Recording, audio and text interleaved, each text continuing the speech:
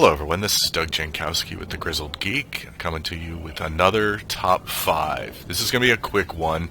I'm a little under the weather, which is why this video is coming out late, and why I'm going to try and make this quick, easy one.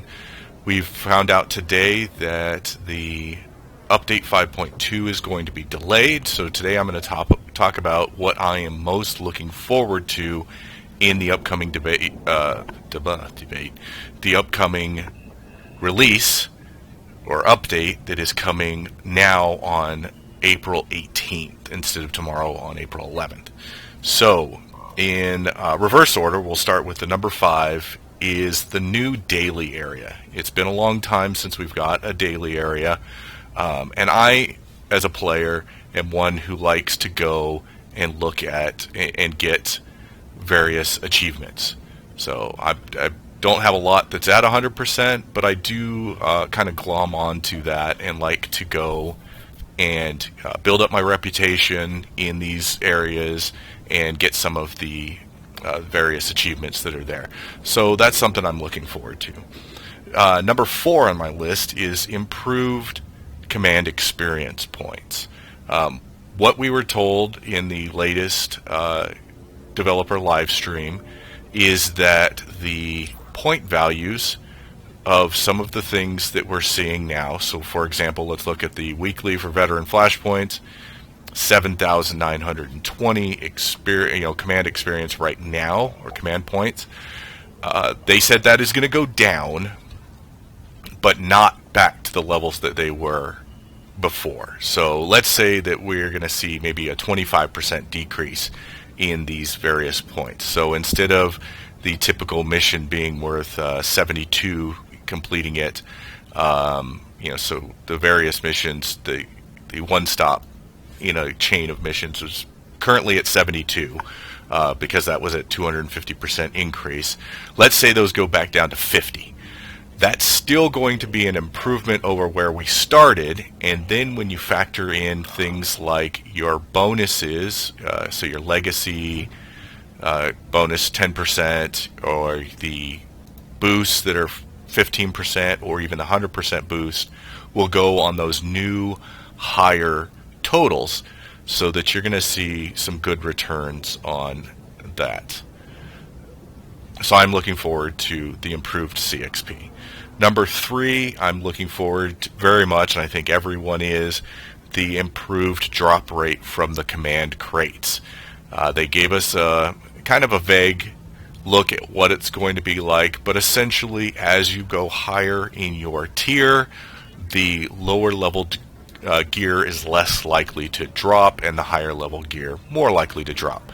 To the extent that when you get into maybe tier 2, but definitely tier 3, green gear will not drop anymore at all. And we will also be getting a tier 4 that's you get beyond level 300 on your command ranking.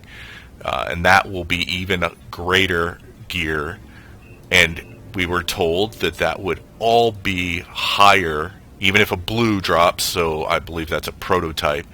That will be a higher ranking than a gold at tier 3, which currently is 242. So that means at least you're going to have a 244.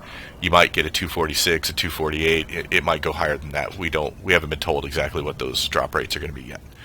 But anyways, we're going to be seeing hopefully improvements in what is dropping in those command crates. The number 2 item on my list is new story. I love the story in Star Wars The Old Republic. That's why I play Star Wars The Old Republic. I enjoyed the chapters for the various classes, and that's one of the things I most miss, is that there's individual stories for each of the classes. The stories that have followed have been relatively good. There's not a whole lot of repeatability to them. Even if they do kind of tote that there's different choices you tout that there's different choices you can make that will lead to different dialogue options, essentially. I do like that in the Knights of the Eternal Throne, they upped the ante where your choices could result in people dying. You were able to either choose to kill people or people would die along the way, and it sounds like that is also going to be an option in the new story, as they gave a hint that you could, at least if you were playing a Sith warrior, kill Malavai Quinn. We'll see if that comes to fruition, but it looked like the option would be there. So that's a nice little individuality snuck in there. And let's hope that they continue that as they bring back the various companions, that we get a little more personable interaction with those companions, not just an extra dialogue line or two, which is what they've seemed to have had in at least those first few chapters. And then the number one thing that I'm looking forward to, as I just alluded to, was the return of some companions. Elara Dorn was one of my favorite companions, so I'm looking forward to getting her back. And as stated, I am looking forward to killing Malavai Quinn with my Sith warrior. I was really aggravated that was not an option when he first... spoiler for those of you who have not done the entire Sith warrior storyline, turn this off now if you don't want to know. But it was really frustrating when you didn't get the option to kill him when he betrayed you to Darth Barris. So now that's finally going to be corrected, it looks like. Well, let me know what you are most looking forward to seeing on this new expansion 5.2. What things are you frustrated they aren't changing? What would you like to see coming? That's going to be my next video, is the top 5 things I'd like to see them improve going forward.